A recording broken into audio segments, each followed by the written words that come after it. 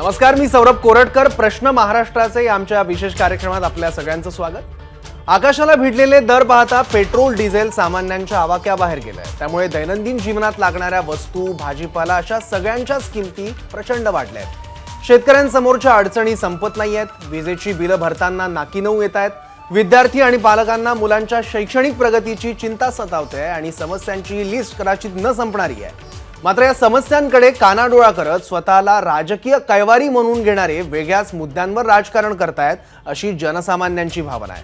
त्यामुळे तुम्हा सर्व प्रेक्षकांच्या घराघरातील आणि मनामनातील या सर्व प्रश्नांची चर्चा आज या व्यासपीठावर होणार आहे.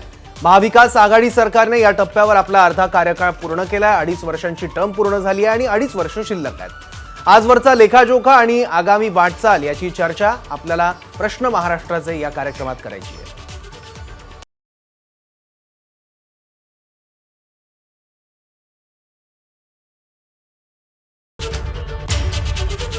नमस्कार, मी अभिजित करंडे. गेल्या काही महिन्यांपासून राज्यात आरोप प्रत्यारोपांचं राजकारण तापलंय. पण यात महाराष्ट्राचे मूळ प्रश्न जे आहेत त्यांचं घोंगडं भिजत राहिले. राज्यात जितकं महत्त्वाचं मुख्यमंत्रीपद आहे तितकंच महत्त्वाचं असतं विरोधी पक्षाचं पद. पण सध्या घोटाळ्याचे आरोप, ईडीची चौकशी आणि आरोपांची राळ यात महाराष्ट्र पुरता गुंतलाय.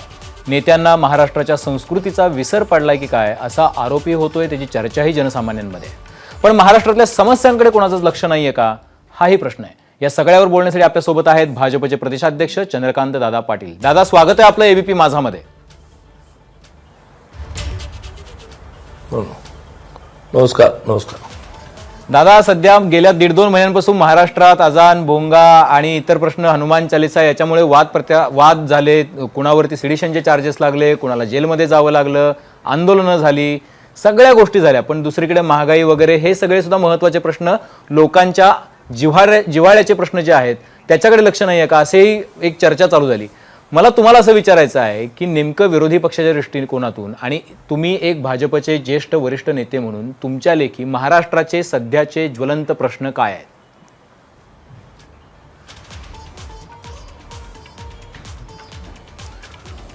महाराष्ट्राचा सगळ्यात मोठा ज्वलंत प्रश्न असेल तर शेतकऱ्यांचे बरेच प्रश्न हे प्रलंबित आहेत. बरोबर. मग ते कर्जमाफी पूर्ण झाली नाही, कर्जमाफी मध्ये पूर्ण अमाऊंट भरली तर 50,000 मिळालं नाही, विम्याचा पत्ता नाही, अनेक विमा कंपन्या समोर आल्या नाहीत, वेगवेगळ्या नैसर्गिक आपत्तींची नुकसान भरपाई मिळाली नाही, बियाणं आणि खतांचा चाललेला भ्रष्टाचार, अशी एक मोठी यादी आहे. ही आहे ग्रामीण भागाची. बरं.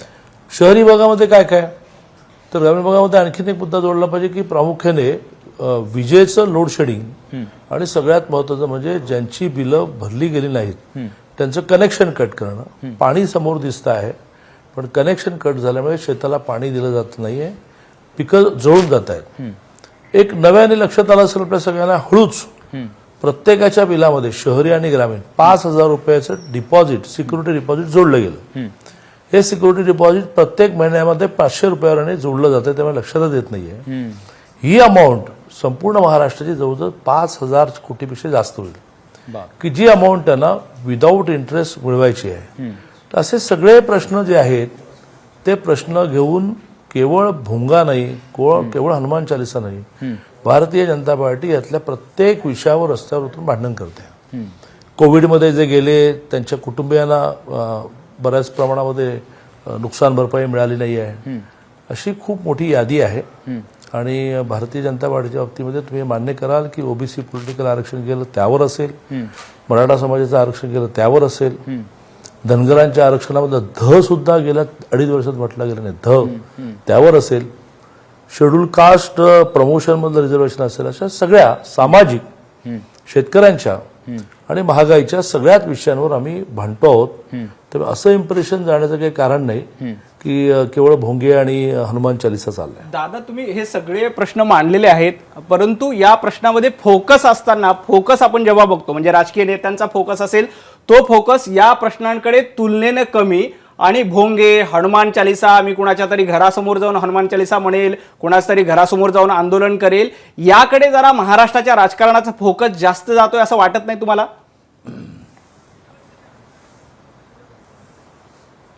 भारतीय जनता पार्टीपुरतं म्हटलं तर ह्या सगळ्या आंदोलनाबद्दल तात्विक सहमती असली तरी त्या आंदोलनामध्ये वेळ घालवणं याला प्राधान्य न देता आम्ही सर्वसामान्य माणसांच्या प्रश्नांनाच प्राधान्य दिलेलं आहे. भोंग्यांचा विषय असेल, भारतीय जनता पार्टीने भूमिका मांडली किंवा सुप्रीम कोर्टाच्या निर्णयाप्रमाणे अंमलबजावणी करा. हनुमान चालिसाचा विषय असेल, आम्ही काय हनुमान चालिसाचा गावोगाव हनुमान चालिसा कार्यक्रम दिला नाही. आम्ही प्रामुख्याने लोकांच्या प्रश्नावर लक्ष केंद्रित केलं आहे. पण भोंगे उतरवणं, हनुमान चालिसा या विषयाची सर्वसामान्य माणसाची भूमिका आम्ही मांडतो. वेळ आम्ही लोकांचे प्रश्न सोडवण्यामध्ये देतो. चंद्रकांत दादा, तुम्ही ओबीसींचा मुद्दा डोळ्यासमोर ठेवून मोर्चा काढला, त्यानंतर औरंगाबाद मधल्या पाणी प्रश्नावरून सुद्धा आंदोलन केलं, तिथेही मोर्चा काढला. पण महागाईला राज्यातल्या किंवा देशातल्या केंद्र सरकार जबाबदार आहे, त्यामुळे जाणीवपूर्वक भारतीय जनता पक्ष राज्यात महागाईबद्दल बोलत नाही, अग्रेसिव्हली भूमिका याबद्दल मांडत नाही, असा एक आरोप सातत्यानं भाजपवर होतोय. तर महागाई हा किती गंभीर मुद्दा आहे आणि त्या मुद्द्यावरून भाजप रस्त्यावर का उतरत नाही?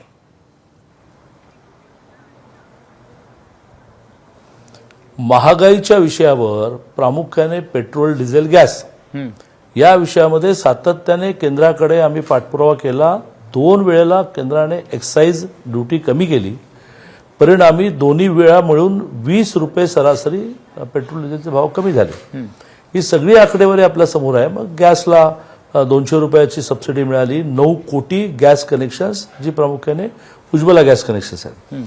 त्यामुळे ह्या सगळ्या विषयामध्ये केंद्राशी संबंधित विषय आहे, त्याच्यामध्ये आंदोलन करण्यापेक्षा आम्ही दिल्लीत जातो, भेटतो, त्या विषयावर चर्चा करतो. पण महाराष्ट्रामध्ये मुळात महागाई म्हणजे काय हो?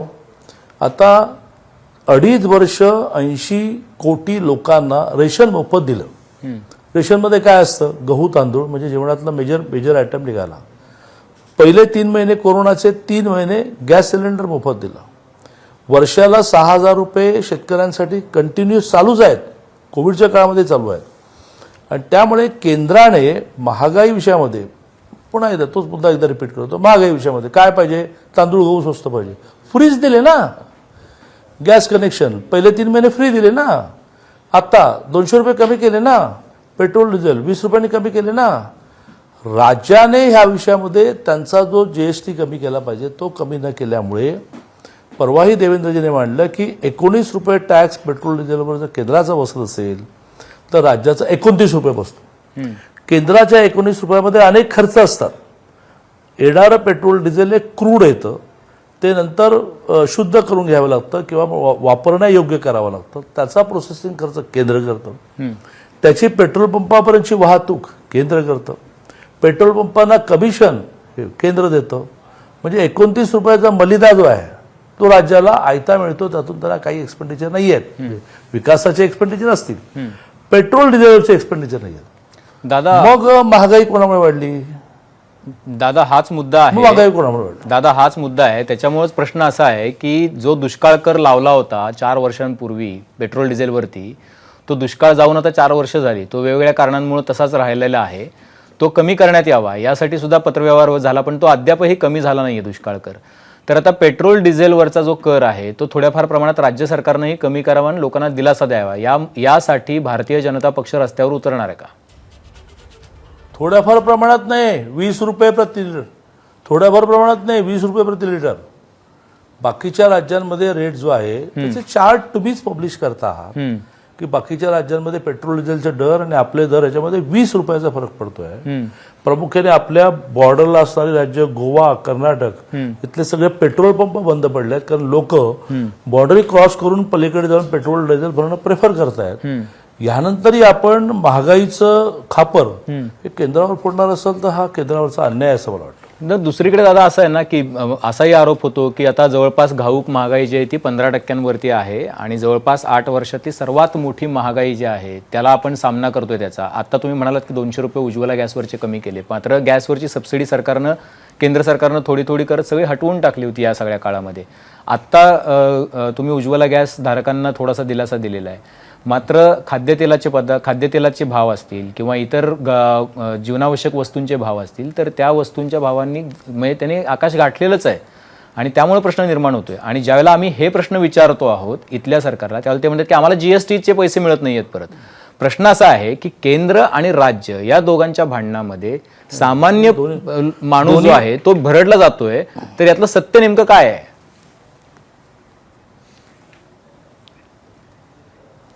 नाही, सत्य तुम्हीच शोधून लोकांपुढे मांडलं पाहिजे. प्रामुख्याने महागाईमध्ये केंद्राची भूमिका कुठे कुठे, तर चला धान्यामध्ये तर ते तर 2 रुपये 3 रुपये देतं केंद्र. मग पेट्रोल डिझेलमध्ये ते गेल्या 2 महिन्यात 2दा कमी केलं 20 रुपये.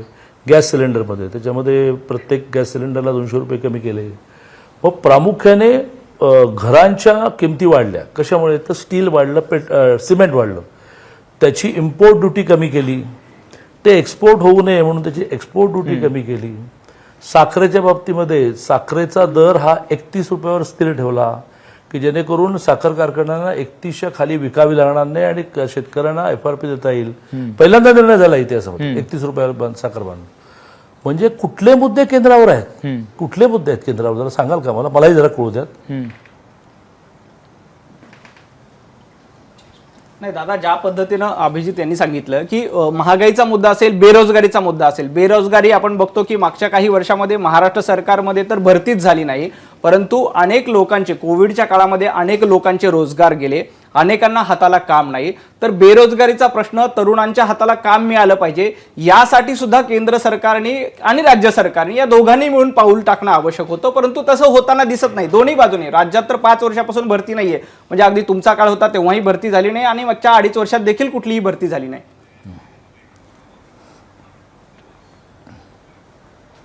मला वाटते महागाईच्या बाबतीमध्ये तुम्ही माझ्या मुद्द्यांशी कन्व्हिन्स झाला आहात की केंद्राचा महागाईमध्ये जो रोल आहे त्या विषयात केंद्र खूप तत्परतेने पावलं उचलतं. दादा, ज्या वेळेला महागाईचा मुद्दा जो आहे तो तुम्ही काढला, गेले 6-8 महिने ते करत नाहीयेत. दादा, महागाईच्या मुद्द्यावरती ही जी पावलं उचलली गेली ही गेल्या 8-10 दिवसांमध्ये उचलली गेलेली पावलं आहेत. ठीक आहे, त्याच्यामुळे हे आत्ता घडलेलं आहे ते तुम्ही आत्ता सांगताय, पण त्याच्या आधी 3-4 महिने सातत्यानं पेट्रोल डिझेल दरवाढीचा सामना जो आहे तो राज्यातल्या जनतेनं, देशातल्या जनतेने केलेला आहे. तो या राज्य सरकारनं सुद्धा काही करांमध्ये कपात न केल्यामुळे त्याचा फटका बसलेला होता आणि त्यांनी GST कडे बोट दाखवलं होतं. मी त्याकडे लक्ष वेधलं. बरं, 1 मिनिट. पहिलं 80 कोटी लोकांना रेशन फ्री देणं हे महागाईवरचं नियंत्रण नाही आहे. हां, आत्ताच्या ज्या असं आहे की मी तुम्हाला पत्रकार अभ्यासू असतात त्यामुळे सांगणं बरोबर नाही, पण हे सगळे प्रॉब्लेम कोविडमध्ये निर्माण झाले. थोडी कोविडची स्थिती नॉर्मलला येते तोपर्यंत रशिया युक्रेनमुळे निर्माण झाले. आपल्याला हेही माहिती आहे की रशियाकडून स्वस्त दरामध्ये आपण पेट्रोल डिझेल घेतला, याबद्दल अमेरिकेने आपल्याला धमकी दिली. त्या धमकीला न जुमानता आपण जर रशियामधलं स्वस्त पेट्रोल डिझेल आणलं नसतं तर आज हे रेट जे आहेत ते अजून 20 रुपये 30 रुपये. शेवटी आंतरराष्ट्रीय स्तरावर जो आपला परचेस रेट आहे त्याच्यावर रेट ठरतात. आता या मुद्द्याशी GSTचा यावर अनेक वेळेला देवेंद्रजींनी आणि डॉक्टर कराडांनी मांडला आहे. लोकांच्या लक्षात राहत नसेल मान्य, परंतु तुमच्या लक्षात राहायला अडचण नाही की GSTमध्ये त्या दिवशीचा GST जो आहे तो रात्री 12 वाजता एका सॉफ्टवेअरने वेगळा होतो. त्याची मागणी पण करावी लागत नाही आणि त्याला द्यावं पण लागत नाही. एक मेजर विषय झाला. मग पेंडिंग अमाऊंट कुठली असते? तर प्रामुख्याने केंद्र सरकारने GST चालू करताना राज्यांना असं म्हटलं होतं की तुमचं जे आज वॅटचं उत्पन्न आहे ते कमी झालं तर 5 वर्ष आम्ही त्याची भरपाई देऊ, असं केंद्राने म्हटल्यानंतर इमिजिएट कोविड सुरू झाला. मग केंद्र कुठून देणार होतं? तर GST काउन्सिलमधून देणार होतं. GST काउन्सिलला काही प्रॉडक्ट दिले गेले की याचा GST तुम्ही कलेक्ट करायचा आहे आणि ह्याच्यातून तुम्ही वेगवेगळ्या राज्यांची तूट द्यायची. आता जर त्यांचे प्रॉडक्ट आणि त्यातून मिळणारा रेव्हेन्यू हा कोविडमध्ये निर्माणच झाला नाही तर देणार कुठून? म्हणून असा निर्णय झालेला नसतानाही हे स्वायत्त आहे GST काउन्सिल. केंद्राने GST काउन्सिलला कर्ज दिलं आणि ते कर्ज देण्यामधून या सगळ्यांची देणी वेळेवर देत आहेत. त्यामुळे जे राहिलं म्हणतात त्याचं मुळात शेड्यूल असतं आणि त्या शेड्यूलप्रमाणेच ते मिळत असतं.